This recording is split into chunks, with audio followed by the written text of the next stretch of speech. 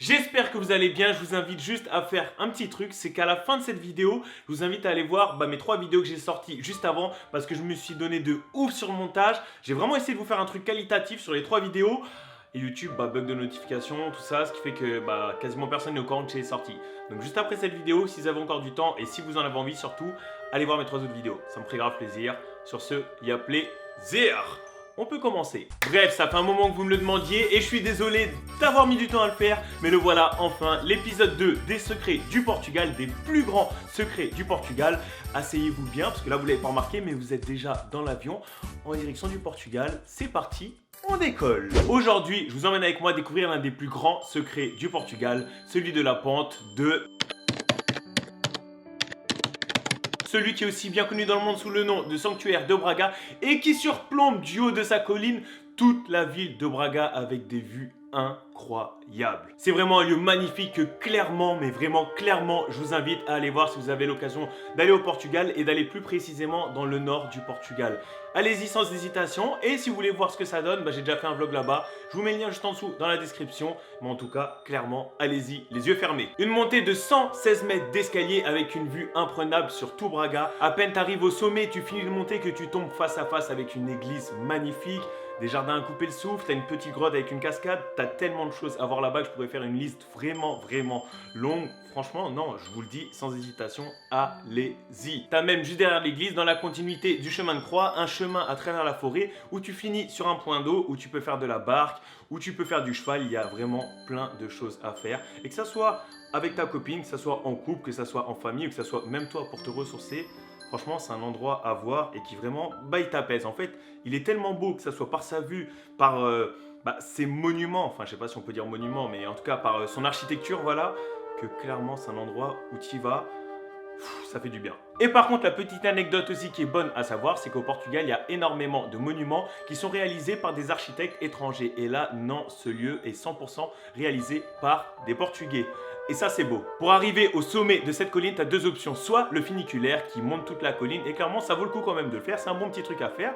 Ou sinon, la voiture. Et c'est là que c'est important, parce que moi, pour ma part, et par rapport à cette vidéo, je vous conseille de monter en voiture. Pour faire simple et pour vous expliquer clairement, en fait, quand tu récupères ta voiture au parking et que tu t'apprêtes à partir, donc tu passes devant l'église et tu pars, pour rejoindre la sortie, il y a une pente. Donc avec ta voiture, tu descends cette pente. Et au moment où tu arrives en bas de cette pente, en fait, l'expérience qui est connue dans le monde entier, c'est que tu laisses la voiture au point mort. Et tu vas voir la voiture qui remonte la pente en marche arrière toute seule. Tu touches pas au pédale, tu peux même sortir de la voiture elle va remonter toute seule la pente en marche arrière.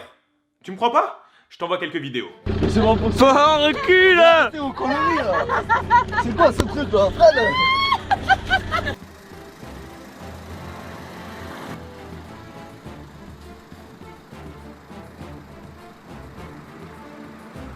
Je vois dans tes yeux là que t'es encore en train de douter. Tu me crois pas? Ok, je te balance un petit passage de moi qui ai fait l'expérience dans mon vlog avec ma famille. Tiens, c'est pour toi. Et la petite anecdote ici pour ceux qui connaissent pas, c'est que quand tu laisses la voiture au point mort dans cette descente, et elle remonte. Toute seule. Et il n'y a pas d'effets spéciaux.